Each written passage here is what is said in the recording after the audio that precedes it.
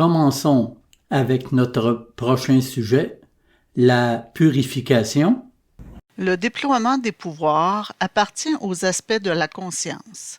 La purification des corps appartient aux aspects de la matière. Vous devez purifier chacun de vos 3 corps actifs, mental, astral et physique. Sans cette purification, vous feriez mieux de laisser le yoga de côté. Annie Besant.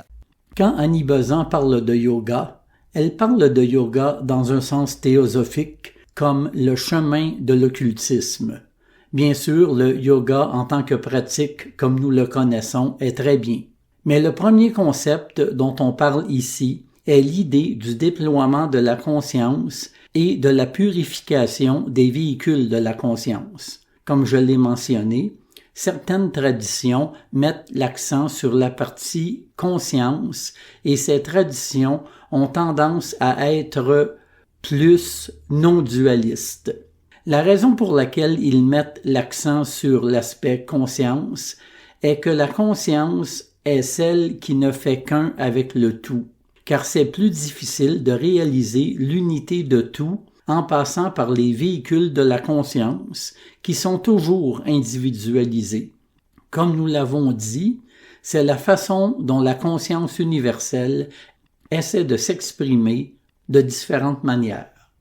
Alors, lorsque nous parlons de conscience, le déploiement de la conscience ne demande pas vraiment d'effort. Le déploiement de la conscience n'a pas besoin des moyens que les véhicules de la conscience ont besoin.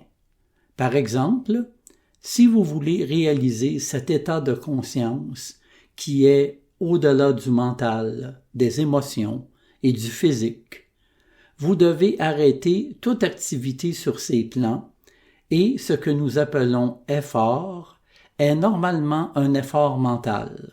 Vous savez, quand vous essayez de faire quelque chose, essayez de maintenir votre équilibre. Toute cette action d'essayer vient de notre volonté mentale. Ainsi, ce fait d'essayer vous retient sur le plan mental. Et dans l'approche non dualiste, souvent il parle de cet effort comme étant un obstacle pour cette raison particulière. Ce dont il ne parle pas toujours, surtout en ces temps modernes.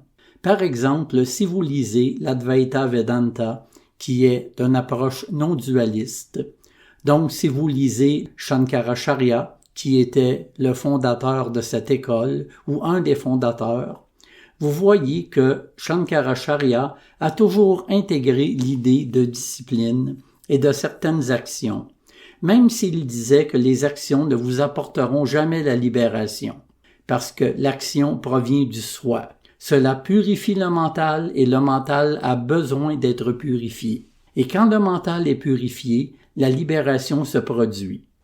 Donc, l'effort a une place dans le Shankaracharya, mais dans la non-dualité moderne, on met beaucoup plus d'emphase sur l'aspect sans effort.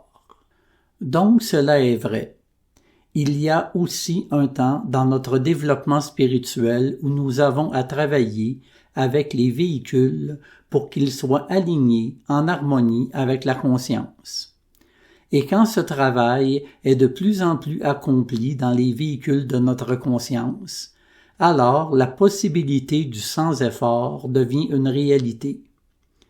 Mais si on veut débuter avec le sans-effort, cela peut nous jouer des tours.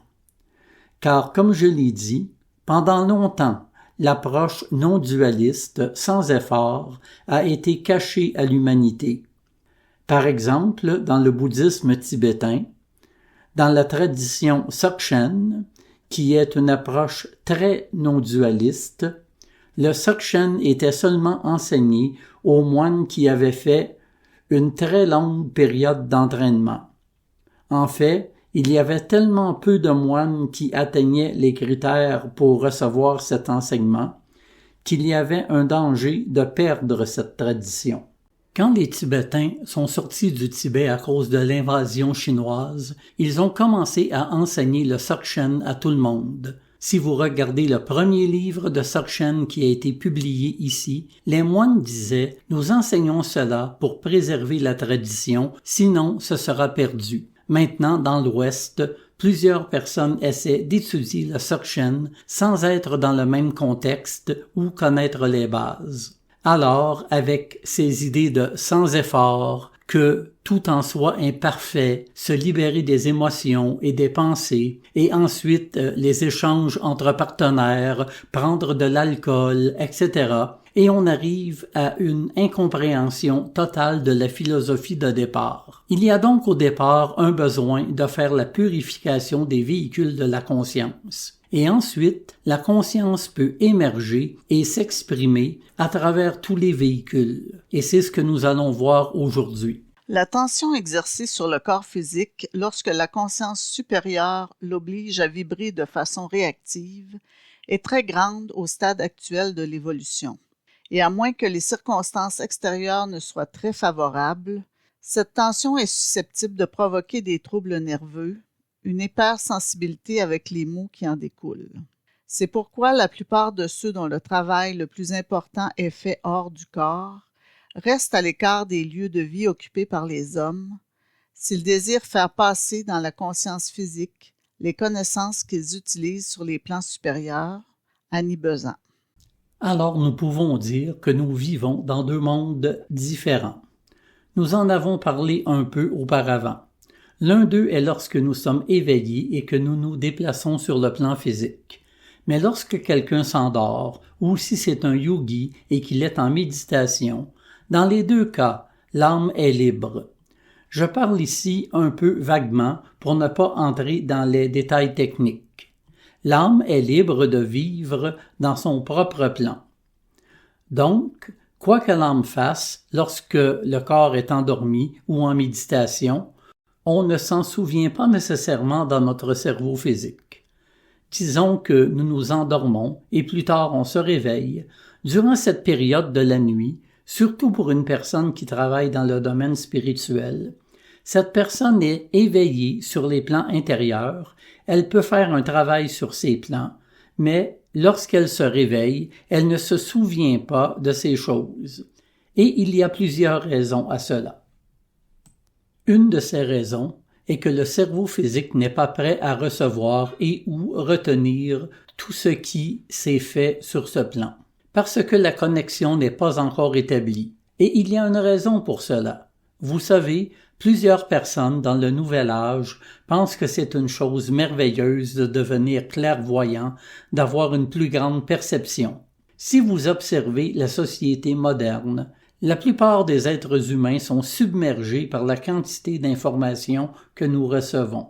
Si en surcroît de cela, vous vous ouvrez à une autre dimension, sur le plan astral, et que vous recevez aussi toute cette information, la plupart du temps, les gens ne sont pas en mesure de traiter et de contrôler tout cela, et ils deviennent hystériques. Vous savez, plusieurs mystiques étaient hystériques parce qu'il y a tellement de pression, tellement de stress sur le corps pour vivre sur ces deux mondes, et les nerfs deviennent très fragiles. Cela nous arrive même dans la vie normale. Lorsque nous sommes stressés, notre système nerveux est plus fragile. Si, en plus de cela, nous avons toutes ces autres informations, on peut perdre son équilibre. Alors il y a un point sur lequel la théosophie met l'emphase, c'est que si cette information doit arriver à notre cerveau, nous devons purifier notre corps physique, nos pensées et nos émotions pour que nos véhicules de la conscience puissent supporter ce stress sans subir un déséquilibre. En fait, Annie Besant, lorsqu'elle a commencé son travail politique pour la libération de l'Inde, elle a dû fermer ce canal amenant la clairvoyance à son cerveau parce qu'il disait que son corps ne pourrait le supporter si elle devait s'investir autant dans le monde. Avec tout le stress qui s'additionnait au stress causé par les plans supérieurs, elle savait que ce serait trop pour son corps. Donc, nous pouvons faire beaucoup de choses sur le plan intérieur sans en garder un souvenir sur le plan physique.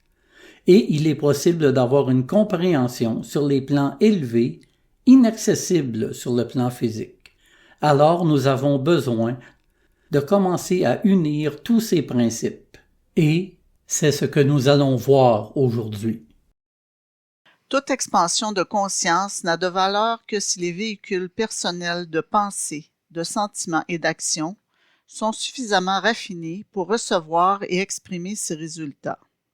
Ces lois peuvent se résumer à la purification de la pensée, au raffinement des sentiments et au contrôle du comportement. Jeffrey Hudson. Donc, il parle de 3 niveaux de purification. Le niveau de la pensée, des sentiments et de l'action. Car la conscience peut avoir une perspicacité ou prendre de l'expansion, si on peut dire, mais si le cerveau ne peut la capter, alors cette expansion ne peut influencer la personnalité. Il y a des théosophes dont l'âme est beaucoup plus avancée que quoi que ce soit que la personnalité peut exprimer. Nous sommes, en fait, beaucoup plus que ce que nous pouvons exprimer sur le plan physique. Aussitôt que nous laissons le corps, soit quand nous mourons ou nous nous endormons, parfois il est dit symboliquement que nous sommes des anges, mais lorsque nous revenons dans notre corps, nous sommes à nouveau cette personne très limitée. La conscience peut être très large, mais à moins que les différents corps ne puissent amener cette expérience dans le corps physique, notre personnalité ne peut pas en profiter. Vous savez, parfois quelque chose nous vient comme une intuition, d'une manière vague. Quelqu'un me disait durant la pause, lorsqu'elle avait 14 ans, lorsqu'elle était à l'église, elle cherchait des réponses que l'on retrouve dans la théosophie. Et toute la volonté de recherche de réponses provient de l'âme, qui connaît déjà les réponses et qui essaie de faire descendre ces informations dans la personnalité, car l'âme sait beaucoup plus que ce que nous percevons sur le plan physique, et plus nous pouvons purifier nos véhicules de conscience, plus cette sagesse divine dont nous avons parlé peut descendre dans notre corps. Les principales préparations nécessaires pour recevoir dans le véhicule physique les vibrations de la conscience supérieure sont 1. Sa purification des matières plus grossières par la nourriture pure et la vie pure. 2. L'assujettissement des passions et la culture d'un caractère et d'un mental égal et équilibré. 3. L'habitude de méditer paisiblement sur des sujets nobles en fixant l'esprit sur des choses plus élevées. 4. La cessation de cette hâte agitée et excitable du mental qui maintient le cerveau continuellement au travail. 5. L'amour véritable pour les choses du monde supérieur qui les rend plus attrayantes que les objets du monde inférieur. Annie Besant. Alors ici, vous avez une description des différents points. Et évidemment, comme toujours en théosophie, ce sont des idéaux très élevés. Et nous devons apprendre à nous comporter par rapport à l'idéal. Ces idéaux sont la direction vers laquelle nous devons aller. Où que nous soyons en ce moment, cela est très bien. Ce que nous devons faire n'est pas d'essayer d'accomplir tout cela, mais d'aller dans cette direction. Peut-être que nous ne pouvons pas méditer tous les jours durant 30 minutes parce que nous sommes trop occupés, mais nous pouvons faire des changements dans notre vie qui nous amènent dans cette direction, qui nous donnent au moins certains moments de calme dans la journée. Et lorsque nous faisons des efforts, quand le moment est venu, les circonstances de la vie se réarrangent pour que nous puissions nous rapprocher de ces idéaux. Quand vous voyez ces idéaux, prenez-les comme une source d'inspiration, car ils peuvent devenir une source d'inspiration ou de frustration dépendant de votre attitude. Si vous n'êtes pas dirigé par l'ambition, vous avez là l'image de la manière parfaite de vivre que vous pourrez atteindre dans cette vie ou dans une autre, car c'est la même chose. Dans les vies futures, vous allez ressentir la même chose que ce que vous ressentez maintenant. Donc le temps n'est pas vraiment important. Mais voyez cela comme une source d'inspiration et jusqu'à quel point vous pouvez vous approcher de ces idéaux sans développer de frustration, d'ambition, et ayez confiance que dans votre effort sincère, la vie se réarrangera petit à petit dans cette direction. Alors ici, vous avez les différents points. La purification du corps physique, essayer de développer un état d'équanimité qui demande la purification des émotions, prendre du temps pour réfléchir aux choses spirituelles, ce qui éveillera le mental supérieur. Je me souviens avoir lu dans Ramana Maharshi, c'était une histoire amusante, il se levait. Ramana Maharshi était un sage hindou qui est mort dans les années 50 ou à peu près.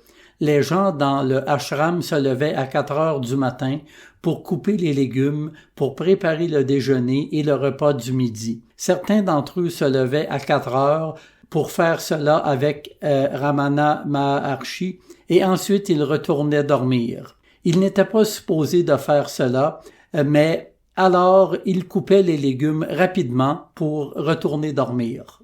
Ramana Maharshi leur demanda « Pourquoi allez-vous si vite ?»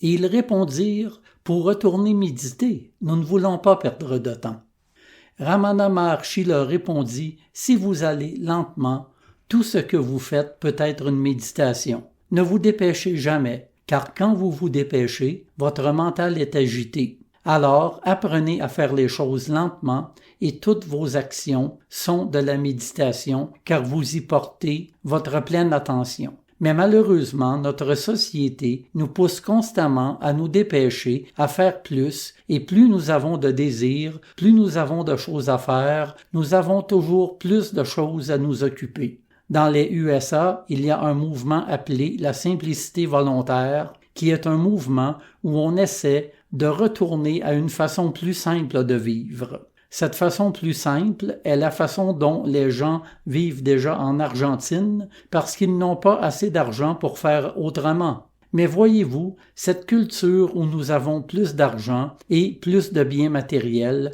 nous amène à être toujours plus occupés et agités. Donc, quand nous parlons d'une vie plus simple, nous devrions essayer dans notre vie de vivre d'une manière plus simple, de la façon que cela peut nous convenir, sachant que plus notre vie est simple, plus il est facile d'avoir un mental tranquille, une vie plus tranquille pour le travail spirituel.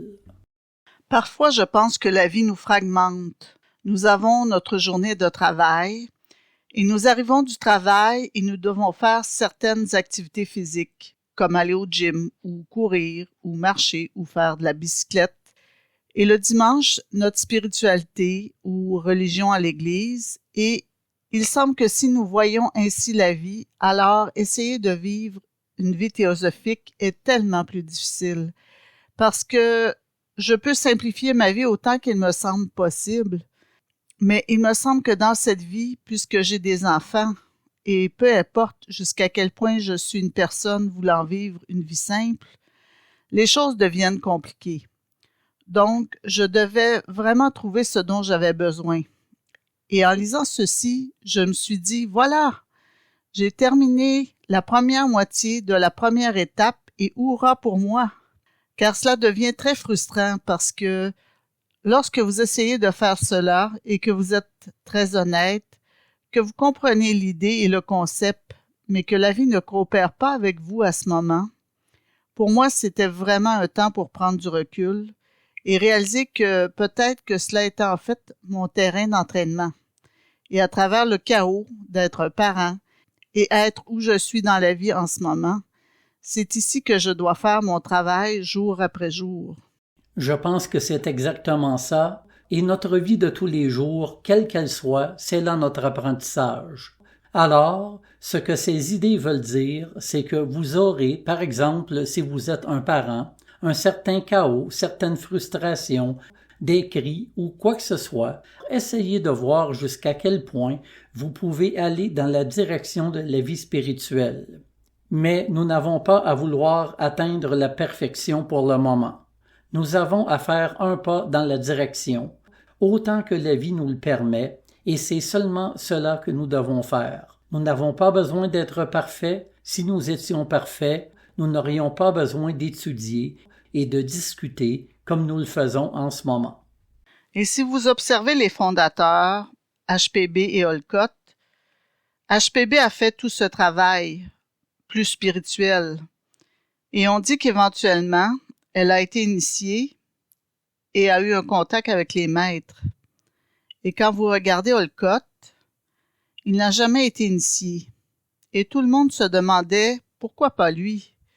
Il a eu des contacts avec les maîtres, mais être dans cet état spirituel, il ne le pouvait pas à cause de tout ce travail de base qu'il avait à faire, tout le travail physique, tout ce qu'il devait faire pour diffuser la théosophie. Vous avez là un exemple parfait d'une personne qui travaillait dans le monde et faisait un excellent travail pour la société. Et HPB aussi faisait un excellent travail, mais elle avait un chemin différent. En effet, et un maître dans une de ses lettres a reconnu, car certaines personnes se plaignaient, et le maître a dit « Il pourrait être beaucoup plus calme et beaucoup plus sage s'il était un initié. Mais il n'est pas un initié parce qu'il est là à vous aider. » Et en effet, c'est là notre but dans la société théosophique. Nous allons parler des initiations et tout cela, mais notre but n'est pas de gravir l'échelle spirituelle. Notre but est d'aider. Alors, si dans cette personnalité, dans cette vie, si ma façon d'aider est dans cet aspect particulier, faire un travail administratif comme Olcott a fait, c'est très bien. Ce que nous essayons de faire est d'être utile là où la vie nous a placés. Et évidemment, si on comprend comment les choses fonctionnent, les sacrifices que Olcott a faits dans sa vie amèneront des récompenses beaucoup plus grandes que s'il avait dit « je préfère faire cela, je préfère nourrir ma vie spirituelle ». Ceci est important. Dans l'approche théosophique, le service est en premier et toute autre chose sont des moyens pour faire le bon service. Purification des pensées. Comment purifier le corps mental? Par une pensée juste. Les pensées pures et élevées sont composées de vibrations rapides et ne peuvent affecter que les qualités rares et subtiles de la matière mentale. Lorsqu'une telle pensée fait vibrer le corps mental, les particules de matière la plus grossière sont secouées hors du corps et leur place est prise par des particules de qualité plus fine, et ainsi de meilleurs matériaux sont intégrés dans le corps mental. De même, les pensées viles et mauvaises attirent dans le corps mental les matériaux les plus grossiers, plus appropriés à leur propre expression, et ces matériaux repoussent et chassent les types les plus raffinés. Annie Besant. Comme nous l'avons dit, c'est par nos pensées que nous nourrissons notre corps mental. Quelles que soient les pensées que nous avons, nous attirons la matière mentale propice à conserver ces pensées. Connaissant ce principe, nous pouvons commencer à travailler petit à petit à encourager les pensées positives et décourager les pensées négatives. Encore une fois, nous n'arriverons pas à éradiquer toutes les pensées négatives en une seule tentative.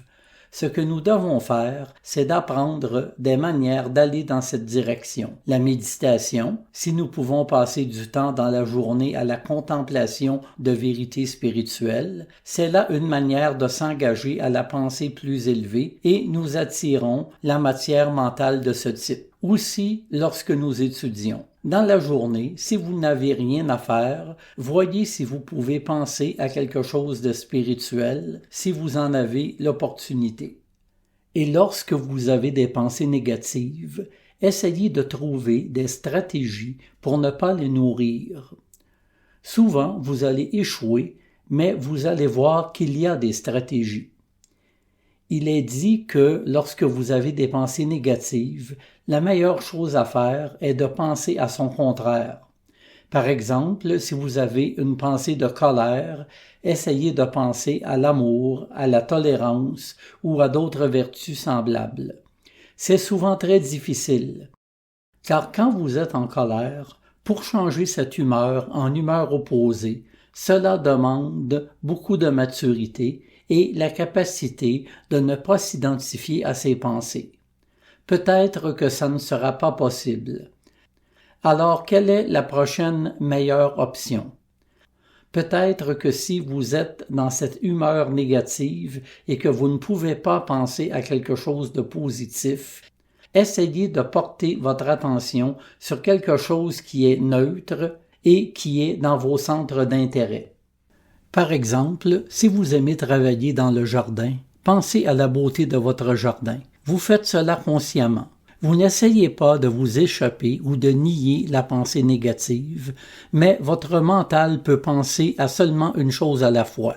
Vous reconnaissez qu'il y a une pensée négative et vous dites « je ne veux pas être pris dans cela » et de façon consciente, vous placez votre attention ailleurs, dans quelque chose qui vous intéresse, et cela est plus facile. Et si vous ne pouvez pas faire cela de façon consciente, faites quelque chose pour vous distraire. Il est mieux d'être distrait que de laisser votre mental continuer à nourrir les pensées négatives. Évidemment, l'idéal, c'est d'être dans un état où non seulement vous pouvez avoir la pensée opposée, mais vous pouvez observer votre pensée sans être impliqué. Nous allons parler de cela. Mais il y a toujours des étapes. Dans certains aspects, nous pouvons être très matures et d'autres sont des facteurs déclencheurs où nous sommes encore immatures. Et nous avons à travailler ces situations de façon différente. Donc, cherchez différentes stratégies pour ne pas entretenir les pensées négatives et quand vous le faites, observez, apprenez de cette situation et voyez pourquoi vous n'avez pas réussi. Observez que vous avez eu ce besoin et essayez de voir comment vous pourrez réagir la prochaine fois, car c'est toujours un travail qui s'améliore progressivement. Et à chaque fois que l'on commence à parler de ça, même si je connais le processus, mon mental se focus toujours sur la pensée la plus extrême que j'ai déjà eue. Et aussitôt que j'entends ça, j'entends dans ma tête « Oui, c'est ça, je dois vraiment me distraire, ne plus penser à cette frustration, irritation ou colère. » Et là, je dois aussi me souvenir qu'ils ou les enseignements ne sont pas en train de parler de faire ça quand vous êtes complètement submergé, que vous vous sentez comme un volcan, mais plutôt dans les petites choses, comme quand vous attendez en ligne, que ça n'avance pas et que l'on commence à être irrité. C'est là un moment où nous pouvons faire ce changement d'attitude, ou observer nos pensées, ou faire de petites actions et éventuellement, nous atteignons des niveaux plus élevés, car ce que nous essayons de faire, c'est là la concentration.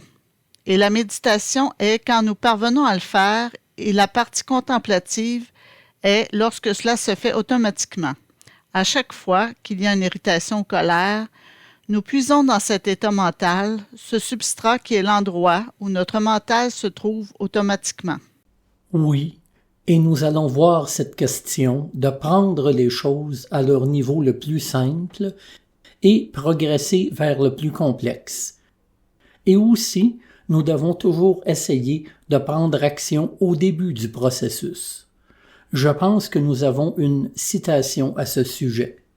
Les pensées doivent être détournées du mal et ne jamais être autorisées à s'attarder consciemment un seul instant sur ce qui est impur. La source des mauvaises voies sera stoppée lorsque le mental restera toujours sur ce qui est pur. De même, les mauvais désirs cesseront lorsqu'ils ne seront plus générés, stimulés et soutenus par de mauvaises pensées. Le corps mental purifié signifie le corps désir purifié et le corps action purifié. Annie Besant. Encore une fois, on parle ici du produit final. On parle ici d'un disciple ou d'un initié. Ce que l'on veut dire ici est que si nous purifions notre mental, nos désirs seront naturellement purifiés et nos actions aussi. Le mental est très important dans ce processus, quoique ce n'est pas une vérité absolue, car, par exemple, si notre corps astral est faible, cela entraînera nos pensées vers le bas. C'est pourquoi nous devons travailler sur tous les plans. Mais essentiellement, par exemple, quand Krishnamurti parle de la question du désir, il dit toujours que le problème provient de la pensée, car il n'y a pas de problème avec les sensations. Par exemple, vous voyez quelque chose de beau, cela produit en vous une sensation plaisante. Cela est très bien, il n'y a aucun problème là. Et les pensées arrivent et elles disent « j'aimerais avoir cela, garder cela », et alors le désir se manifeste. Le problème avec le désir n'est pas surtout un problème d'émotion, le fait de la sensation de voir quelque chose de beau, mais c'est un problème mental, quand le mental s'accroche à cette sensation. Alors, nous pouvons apprendre à vivre notre vie tout en étant sensibles à la beauté et à ce qui n'est pas beau, à ce qui est plaisant, pas plaisant, mais si nous pouvons apprendre à vivre sans que le mental se cramponne à ces sensations, alors les sensations vont et viennent et nous sommes les observateurs. Les sensations surgissent, que les sensations soient plaisantes ou non. Si nous ne laissons pas le mental s'y cramponner, alors la sensation se dissipera et rien de négatif ne se produira. Mais lorsque le mental s'y cramponne et crée en nous une humeur, alors cela commence à influencer nos actions mentales, émotionnelles et physiques. Alors l'aspect mental, à ce point dans notre évolution, est très important. La purification émotionnelle. Le corps astral est purifié par le désir juste. Ayez des désirs nobles et le corps astral transformera de la matière astrale de désirs nobles au lieu de la matière astrale propice aux mauvais désirs. Le secret de tout le progrès est de penser et désirer les choses les plus nobles et de ne jamais s'attarder sur les défauts, les faiblesses et les erreurs, mais toujours sur le pouvoir de se perfectionner et lentement, de cette manière, vous développerez l'habileté à vous perfectionner. Annie Besant. Encore une fois, en parlant du désir, un jour nous en arriverons à un point où ce que nous ressentons ne pourra plus être défini comme le désir. Et la façon d'arriver là est de se concentrer sur les choses nobles et commencer à désirer les choses nobles. C'est ainsi que le processus de purification des désirs se produit. Alors, au lieu de toujours désirer des choses qui sont bonnes pour moi et qui n'apportent du plaisir qu'à moi seul, essayons de commencer à désirer des choses qui sont plus abstraites, plus universelles, des désirs pour le bien de notre communauté, de notre organisation. Placez votre concentration pour voir comment vous pouvez aider à ce que votre branche, ou peu importe l'organisation où vous êtes, soit à son meilleur. C'est une question de changer l'objet de vos désirs vers des choses qui sont plus spirituelles, plus universelles, plus abstraites, car lorsque quelque chose est abstrait, c'est moins personnel. Et en faisant cela, vous métamorphosez la nature du désir. Et c'est toujours la même chose. Quel est votre but dans la vie? Pourquoi sommes-nous en vie? Si on pense que nous sommes en vie pour avoir du bon temps, alors les désirs sont toujours personnels. Si nous commençons à comprendre que le but de la vie est beaucoup plus large, la nature de nos désirs commencera à changer automatiquement. La tendance de notre civilisation est d'accroître le désir, de multiplier nos exigences. Les choses qui étaient considérées comme un luxe par une génération sont considérées comme des nécessités de la vie par la suivante, et notre désir s'étend toujours dans de nouvelles directions. Il faut apprendre à limiter ses désirs, à vivre une vie plus simple, à distinguer le nécessaire du superflu. Il est préférable de diminuer nos besoins et de nous laisser du temps pour nous reposer, plutôt que nous mettre à rude épreuve dans des efforts désespérés pour satisfaire des besoins sans cesse croissants. Cultivez le contentement, que vos désirs soient de progrès et d'utilité plutôt que pour des possessions. Et vous constaterez que vous avez éliminé l'une des plus grandes et puissantes causes de misère, Leadbeater. Et ça a été écrit il y a 100 ans. Effectivement, si Leadbeater voyait comment nous agissons maintenant, ce commentaire date d'environ 1920. Maintenant, les choses sont pires qu'alors. Je pense que cela est très vrai. Nous n'avions pas certaines choses et ils ont été inventés. On nous a dit que nous en avions besoin. On se les est procurés et maintenant, nous ne pouvons plus vivre sans ces choses. Bien sûr, il y a beaucoup de choses qui sont utiles. Nous pouvons utiliser la technologie et toutes ces méthodes pour communiquer avec les gens. Il y a plusieurs aspects positifs. Et c'est là le piège. Si toutes les technologies étaient complètement mauvaises, ce serait facile de s'en abstenir. Mais puisqu'il y a des aspects positifs, c'est beaucoup plus difficile. Alors nous devons être très intelligents et s'assurer que nous utilisons ces choses et que nous ne sommes pas utilisés par elles. Et il dit de mettre plus de valeur sur le temps où vous pouvez vous reposer. Non en faisant la paresse, mais il veut dire prendre le temps d'avoir un mental plus calme, de mettre plus de temps sur cela que sur le fait d'avoir des possessions. Cela me rappelle cette idée de l'endroit idéal. Dans un de ces endroits, Utopia, c'était une île, les personnes étaient membres et les gens travaillaient à mi-temps parce qu'ils mettaient plus de valeur sur les loisirs que sur le travail. Ils n'avaient pas besoin de travailler toute la journée, ils travaillaient moins, ils avaient moins de possessions et plus de temps libre. Et Platon disait aussi « Vous avez besoin d'avoir du temps libre pour être un philosophe. » Dans ce livre Utopia, il change aussi de maison à tous les 2 ans. Il change de travail et change de maison pour ne pas développer d'attachement et d'accumulation de biens. Le point essentiel est, quoique nous sommes tous dans des situations différentes, par exemple si vous avez une famille et il y a certains styles de vie que vous ne pouvez imposer à la famille, ce ne serait pas la chose à faire. Mais quelles que soient vos circonstances, essayez de voir comment vous pourriez simplifier votre vie et libérer votre mental des inquiétudes. Encore une fois, ceci se fait graduellement. Voyez ce que vous pouvez faire et lorsque vous faites un pas en avant, la vie parfois fait aussi un pas vers vous. Je dois ici vous avertir d'un danger. Il existe un moyen simple de provoquer rapidement l'absence de passion. Certains vous disent « Tuez tout amour et toute affection, endurcissez vos cœurs, devenez froid envers tout ce qui vous entoure, mettez un mur entre vous et tous les objets de désir, alors vous vivrez dans l'absence de passion. » Il est vrai qu'il est relativement facile d'acquérir l'absence de passion de cette manière, mais par là on tue plus que le désir. Vous mettez autour du soi qui est amour une barrière à travers laquelle il est incapable de percer. Vous vous isolez là où vous devriez embrasser les autres. Vous tuez l'amour et pas seulement le désir. Annie Besant. Ici, nous parlons de détachement. Comment en arriver au détachement? Et le détachement est habituellement interprété d'une façon froide. Si vous êtes détaché, vous n'avez pas d'amour.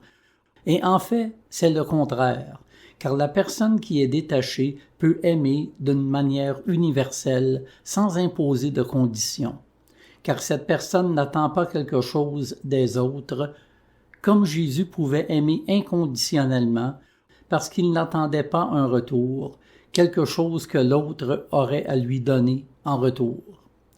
Donc le détachement est en fait la libération de l'amour, plutôt que de tuer ou de ne pas ressentir l'amour. Vous avez donc ces 2 options pour vous défaire de l'attachement. Ou vous travaillez fort pour devenir mature et avez cette attitude où vous pouvez avoir une relation avec les autres sans vous attendre à recevoir quelque chose d'eux. Ou il y a cette manière plus facile dont parle Annie Besant. Vous cessez de vous préoccuper des autres. Si vous vous coupez du monde, c'est beaucoup plus facile. Mais c'est là une très mauvaise façon de le faire. C'est pourquoi l'idée de l'unité est si importante.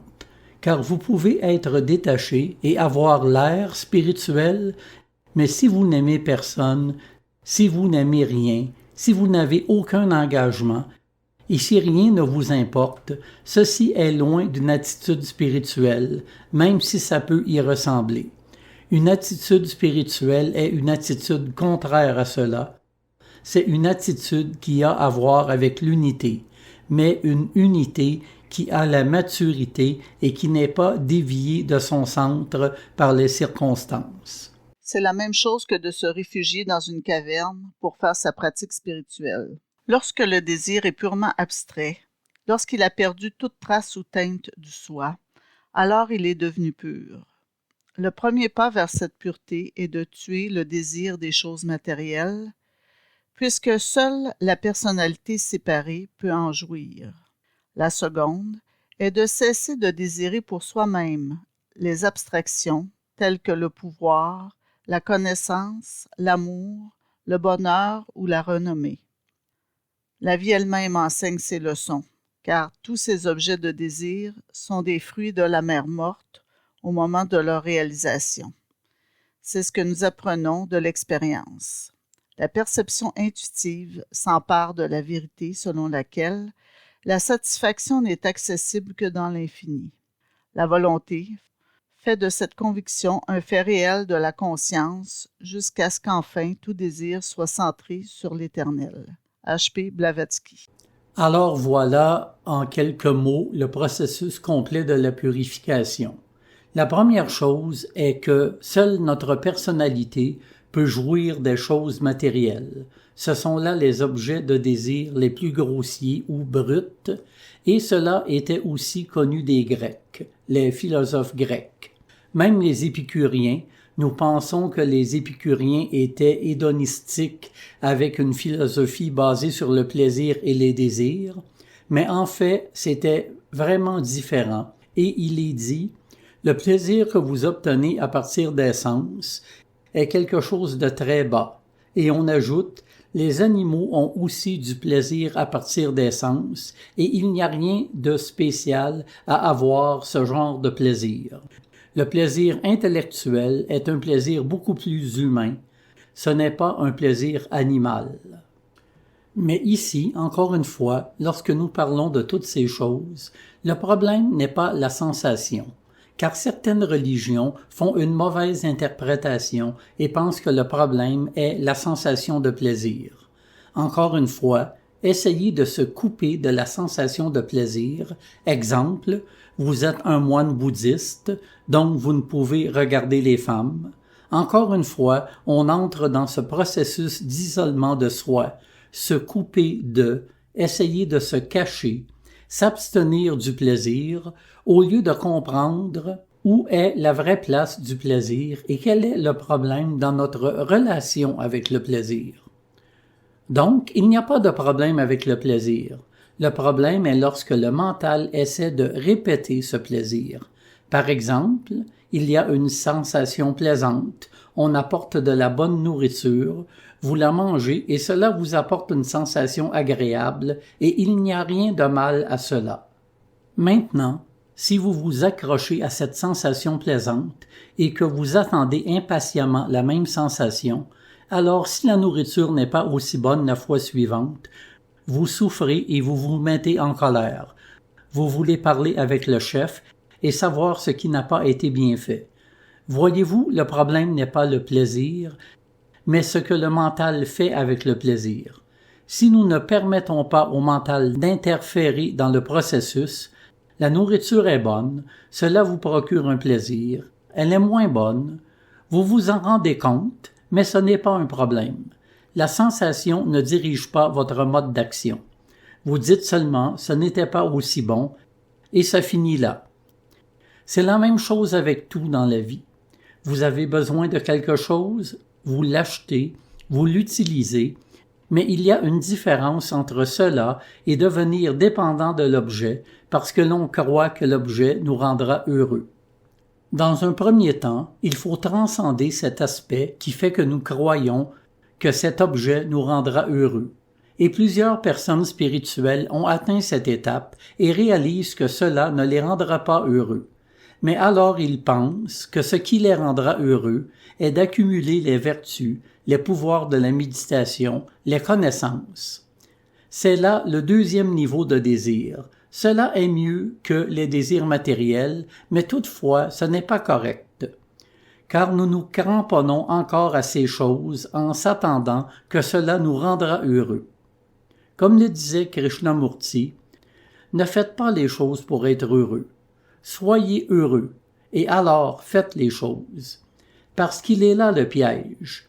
Si vous pensez qu'en faisant ces choses vous serez heureux, alors vous êtes esclave. Et éventuellement, comme l'a dit Blavatsky, nous réalisons que le seul bonheur est dans l'éternel. Et l'éternel est cet état de conscience, toujours immuable, qui est en nous. Et peu importe les sensations, lorsque nous atteignons cet état, nous vivons toujours dans cet état immuable, même si les sensations peuvent arriver et repartir. Et nous allons parler de cela dans une prochaine session. Le désir doit être contrôlé par le mental. Le mental refusant d'imaginer le plaisir passager qu'entraînerait la possession de l'objet et imaginant pour lui-même le chagrin plus durable que cela provoquerait. Annie Besant. Comme nous l'avons dit, le mental vient toujours interagir en produisant des images. Oh, si j'avais cette voiture, si j'avais ceci ou cela, et nous pouvons apprendre à abandonner cette méthode de fonctionnement. Annie Besant parle ici d'une technique qui peut être utile. Je pense qu'il l'utilise dans le bouddhisme tibétain. Essayez d'imaginer activement les problèmes qui surviennent lorsque l'on se laisse aller à certaines activités. Par exemple, il y a de la nourriture, vous voulez manger plus que ce dont vous avez besoin. Si à ce moment-là, vous vous arrêtez et vous faites un scénario dans votre tête et vous vous visualisez ayant des problèmes de santé, cela peut aider à contrôler le désir. Voyez si cela vous aide. Peut-être que vous n'avez pas besoin de faire cela si vous pouvez déjà empêcher le mental d'anticiper le plaisir qu'il peut retirer de certaines expériences. Ce sont là des stratégies. Nous n'avons pas beaucoup de temps pour les voir toutes, mais je voulais donner quelques stratégies et vous pouvez voir si cela fonctionne pour vous. La difficulté réside dans l'absorption du corps présent dans son environnement actuel, dans sa grossière insensibilité, aux délicats frissons dans lesquels seule l'âme peut parler. L'aspirant doit purifier et affiner le corps jusqu'à ce qu'il puisse recevoir des impressions des sphères plus subtiles. Annie Besant. Comment purifier le corps physique? Vous devez le réguler dans toutes ses activités, dans le sommeil, dans la nourriture, dans l'exercice, dans tout. Annie Besant. De nos jours, nous sommes plus familiers avec ces concepts. Beaucoup sont végétariens ou font du yoga dans le seul but d'être physiquement en santé. Peut-être parce qu'ils veulent vivre plus longtemps. Probablement parce que nous gâchons constamment les choses et nous voulons vivre plus longtemps pour gâcher les choses encore plus longtemps. Enfin, nous ne savons pas vraiment pourquoi nous voulons vivre plus longtemps. L'idée ici est qu'évidemment, le corps physique est important, mais ce ne devrait pas être le but ultime. Dans la doctrine secrète, Blavatsky explique qu'au début de notre civilisation, on vénérait le corps parce que le corps était le temple de l'esprit. C'est parce que le corps est là que notre conscience peut se manifester, évoluer et grandir. Mais rapidement, ils ont oublié pourquoi ils vénéraient le corps et le corps devint l'objet de la vénération. Et maintenant nous en sommes rendus là. Nous vénérons le corps et nous vénérons la santé physique, comme si cela était le but de la vie. La santé physique est importante, mais peut aussi être une cause d'égocentrisme. Être trop inquiet à propos de sa santé physique pour les mauvaises raisons est une forme d'égocentricité. Oui, nous devons garder le corps en santé pour que la conscience puisse s'exprimer de la bonne façon, pour que la conscience subtile puisse se manifester dans le corps sans produire de tension ou d'effort. Et évidemment, la manière est d'avoir une bonne alimentation. Normalement, être végétarien est recommandé parce que la viande contient une énergie astrale plus grossière, qui est le type d'énergie dont nous essayons de nous débarrasser. Encore une fois, concernant la nourriture, un régime végétarien est le but. J'ai remarqué qu'à certains moments, lorsque notre vie est très occupée, une diète végétarienne est difficile à suivre et certains peuvent tomber malades, par exemple. Il y a un temps où j'avais de longues journées de travail et il y a une quantité limitée de graines, de noix et de beurre d'arachide que l'on peut manger dans une journée. Donc, encore une fois, ceci est le but et la direction vers laquelle nous devons aller. Et j'ai aussi toujours dit, si vous ne pouvez avoir une diète végétarienne, essayez de manger les animaux qui sont au plus bas niveau dans l'échelle de la conscience. Oui, Blavatsky disait souvent « Manger du poisson est préférable à manger un steak » et à plusieurs points de vue. J'ai été végétarien durant la moitié de ma vie, mais je ne suis pas un fondamentaliste. Nous avons tendance à donner beaucoup d'importance à un domaine et à ignorer les autres. Certaines personnes pensent qu'ils sont spirituels parce qu'ils sont végétariens, mais ils ne se soucient pas de leurs émotions ou de leurs pensées. Nous avons à considérer le tout dans la juste perspective. Si nous sommes sérieux, nous devons essayer de progresser dans la bonne direction sur tous les plans. Mais il y a des circonstances qui peuvent changer les choses ou ne pas nous permettre de remplir l'idéal pour le moment. Comme Michel le disait, toujours demeurer rationnel et ne devenez pas fanatique dans aucun de ces aspects.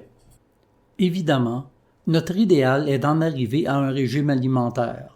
Blavatsky a toujours très fortement critiqué le fait de boire de l'alcool.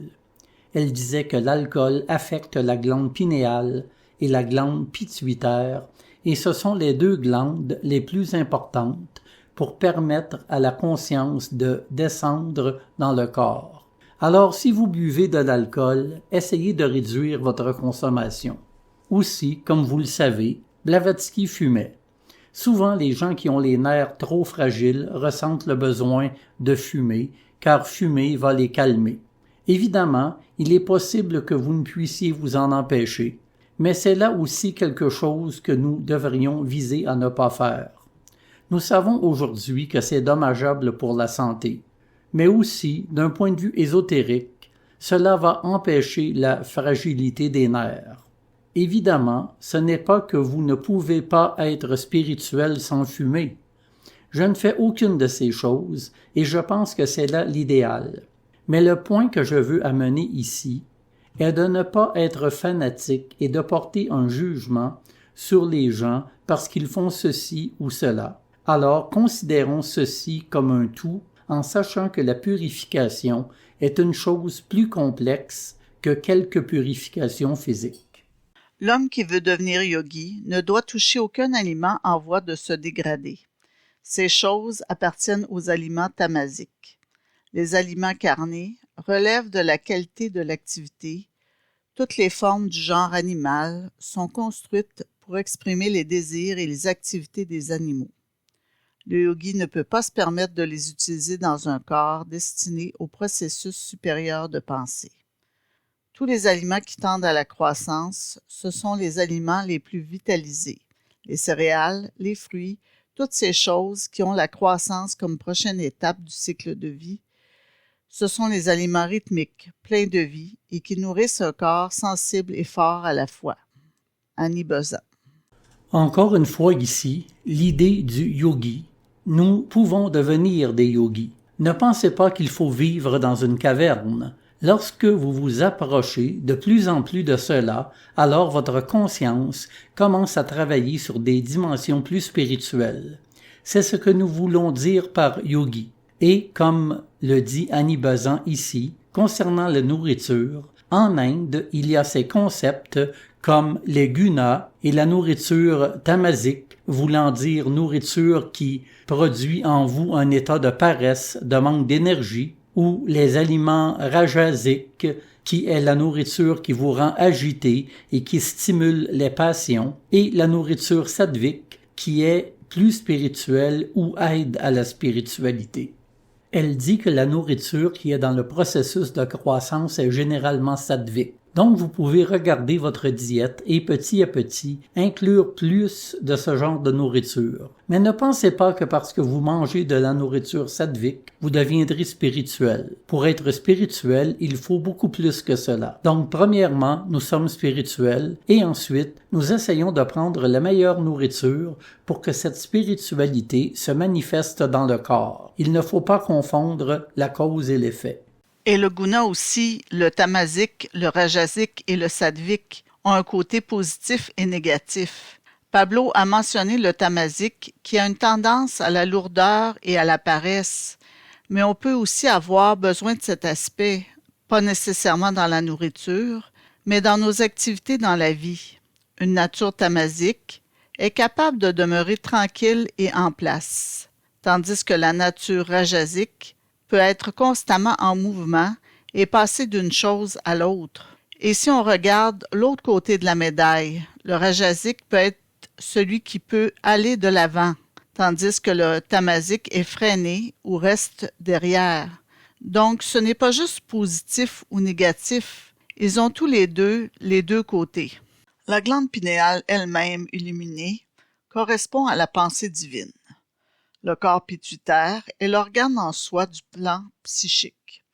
La vision psychique pure et non la clairvoyance ordinaire est provoquée par le mouvement moléculaire de ce corps. L'ivresse et la fièvre provoquent des mouvements désordonnés dans le corps pituitaire et provoquent ainsi des visions et des hallucinations. Ce corps est parfois tellement affecté par l'alcool qu'il en est paralysé et l'interdiction stricte des liquides alcooliques à tous les étudiants en occultisme est à cause de cet effet que l'alcool produit sur le corps pituitaire et la glande pinéale. H.P. Blavatsky. Y a-t-il des questions sur la purification, que ce soit au niveau physique, émotionnel ou mental? Nous pouvons parler un peu de l'application dans la vie quotidienne, différentes stratégies ou d'autres questions.